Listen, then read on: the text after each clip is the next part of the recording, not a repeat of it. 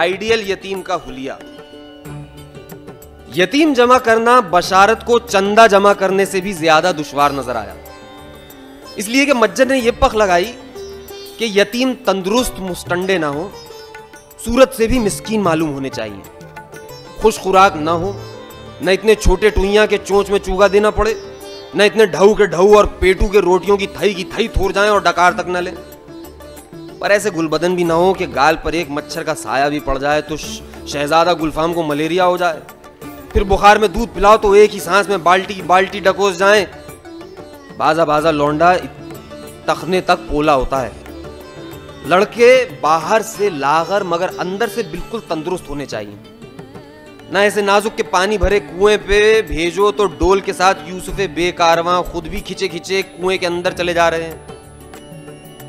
भरा घड़ा सर पर रखते ही कत्थक को नचनियों की तरह कमर लचका रहे हैं।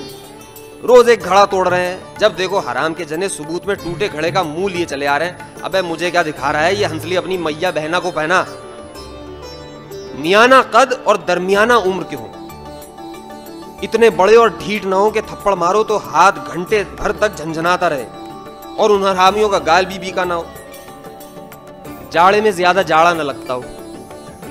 ये नहीं कि जरा सी सर्दी पड़ जाए तो सारे कस्बे काम में कांपते कपकपाते किटकिटाते फिर रहे हैं और यतीम खाने को मुफ्त में बदनाम कर रहे हैं। और हाँ, ये तस्दीक कर लें कि रात को बिस्तर में पेशाब ना करते हो, खानदान में फी और सर में लीखे ना हो। उठान के बारे में मज्जन ने वजाहत की कि वो इतनी मोतदल बल्कि मफकूद हो कि हर साल जूते और कपड़े तंग ना हो, अंधे काने लूले लंगड़े गूंगे बहरे न हो मगर लगते हो, लौंडे खुश शक्ल हरगिज ना हो, मुंह पर मुहासे और नाक लंबी ना हो। ऐसे लौंडे आगे चलकर लूती निकलते हैं।